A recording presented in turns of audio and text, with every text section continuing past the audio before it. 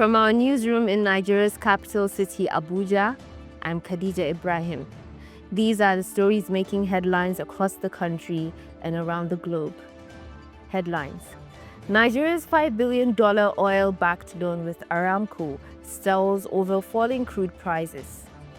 Cost of imported dog food spikes, forcing Nigerian pet owners to rethink feeding. Niger State Governor donates 1 billion naira in emergency relief following Mokwa flooding disaster. We begin with the state of Nigeria's economy. Negotiations for a landmark $5 billion oil-backed loan between Nigeria and Saudi Aramco have been suspended. Falling crude oil prices have caused banks to reassess the structure of the deal, which was intended to stabilize Nigeria's economy and bolster foreign reserves. Officials close to the talks say discussions are not off the table, but that risk concerns have paused immediate commitments. In a more unexpected turn, inflation continues to creep into non-essential sectors, this time affecting pet owners. Nigerian dog lovers are facing steep increases in the cost of pet food. A Reuters report confirms that prices have nearly doubled over the past year. This has forced many pet owners to substitute imported dog food with homemade mixtures of noodles, eggs, and grains. The surge in prices reflects the broader cost of living crisis affecting urban and rural families alike. Still in Nigeria, humanitarian concerns are deepening in Mokwa, Niger State, following the devastating floods that have killed more than 150 people and displaced thousands. Governor Muhammad Bago today announced the immediate deployment of over 50 truckloads of emergency aid, along with 1 billion naira relief fund, to support food distribution, medical assistance, and shelter operations. Relief workers on the ground continue to appeal for national and international support. Elsewhere in Sokoto, tragedy struck as an explosion tore through a residential neighborhood, killing 6 people. Emergency services responded swiftly, cordoning off the area as bomb disposal units launched an investigation. The cause of the explosion has not yet been confirmed, but authorities have heightened surveillance in surrounding districts. Meanwhile, security agencies in Delta and Kaduna have reported major breakthroughs in the fight against kidnapping. 7 suspects were killed in shootouts during operations carried out by police tactical teams. 5 additional suspects were arrested and several victims held hostage were rescued. Authorities also recovered weapons, ammunition, and stolen motorcycles. The Inspector General of Police has praised the operations as part of a wider campaign to dismantle kidnapping syndicates.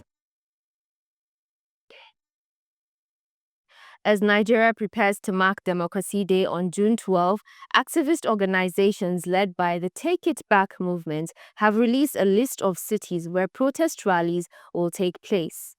Demonstrators plan to take to the streets in Lagos, Abuja, Port Harcourt, and Kaduna to demand transparency, lower inflation, and reforms in education and healthcare.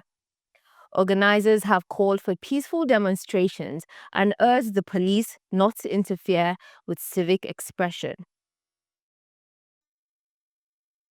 On the political front, former Ekiti State Governor Ayo Fayose has voiced support for President Bola Tinubu's economic strategy. Speaking in Lagos, Fayose acknowledged that Nigerians are hurting, but insisted that no administration can perform miracles overnight.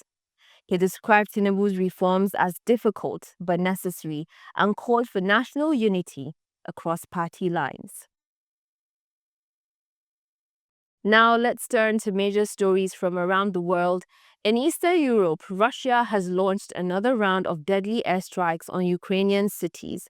The latest wave of attacks targeted civilian and strategic sites in Kyiv and Odessa, including a maternity hospital.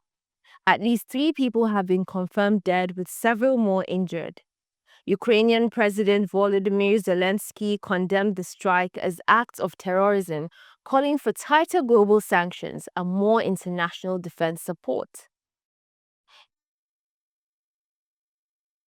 In global health, the World Health Organization has announced that the global health emergency status for Mpox, formerly known as monkeypox, will remain in effect. Although cases have declined since last year, the World Health Organization warns that regional flare-ups and underreporting may lead to new outbreaks. Nations have been advised to continue public education, vaccination campaigns, and travel screening. And finally, South Korea's Hyundai Motor Company has confirmed that it has stockpiled over a year's worth of rare earth minerals used in electric motors and batteries. The move comes in response to China's latest export restrictions on rare earth elements, which are crucial for clean energy technologies. Industry analysts say Hyundai's proactive stockpiling could give it a competitive edge over other automakers in the short term. And that brings us to the end of today's top stories, both at home and around the globe, from economic delays to humanitarian emergencies and international conflicts. Thank you for watching. I'm Khadija Ibrahim.